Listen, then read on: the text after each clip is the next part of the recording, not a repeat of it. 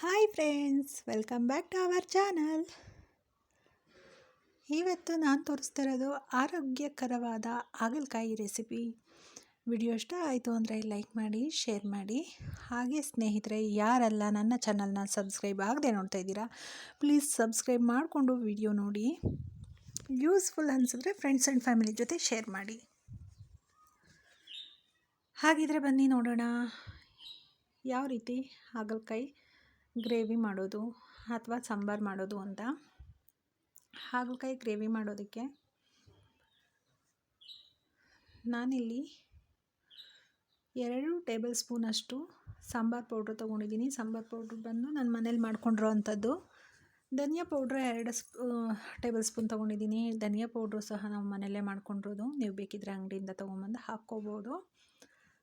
ಹಾಗೆ ಒಂದು ಸ್ವಲ್ಪ ಕೊಬ್ಬರಿ, ಒಂದು 3ರಿಂದ 4 ಹಸಿರು ಮೆಣಸಿನ್ಕಾಯಿ ಟೇಸ್ಟ್ಗೋಸ್ಕರ. ಸಾಂಬಾರು ಪುಡಿಲಿ ಆಲ್ರೆಡಿ ಖಾರ ಇದೆ, ಹೆಚ್ಚಾಗಿ ಖಾರ ಏನು ಆ್ಯಡ್ ಮಾಡ್ತಿಲ್ಲ ನಾನು.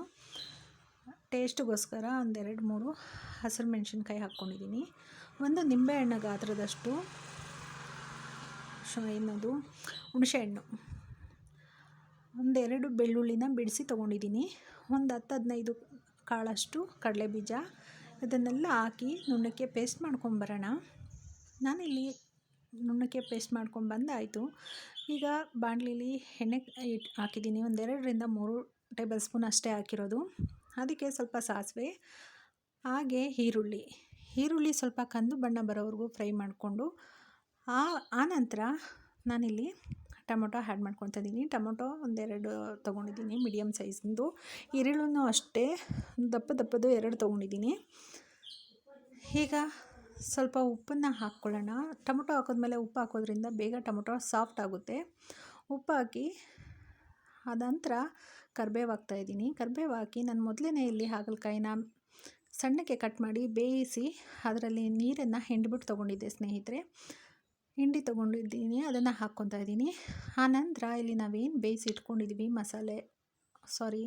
ರುಬ್ಬಿಟ್ಕೊಂಡಿದ್ವಿ ಮಸಾಲೆ ಆ್ಯಡ್ ಮಾಡಿ ಚೆನ್ನಾಗಿ ಕುದಿಸ್ಬೇಕು ಒಂದು 10 ನಿಮಿಷ.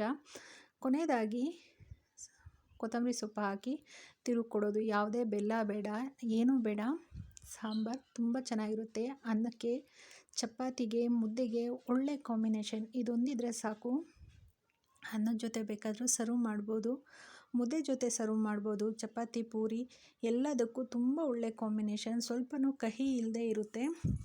ಹಾಗಲಕಾಯಿನ ಸಣ್ಣ ಕಟ್ ಮಾಡಿ ಮೊದಲೇ ಇಟ್ಕೊಂಡು ಹಿಂಡ್ಕೊಬೇಕು. ಹಾಗಲಕಾಯಲ್ಲಿರೋ ನೀರು ಹೋಗಿದ್ರೆ ಕಹಿ ಇರೋದಿಲ್ಲ. ಯಾವುದೇ ಬೆಲ್ಲ ಇಲ್ಲದೆ ಮಾಡ್ಬೋದು. Thanks for watching. ಸಿಗೋಣ ನೆಕ್ಸ್ಟ್ ವಿಡಿಯೋದಲ್ಲಿ.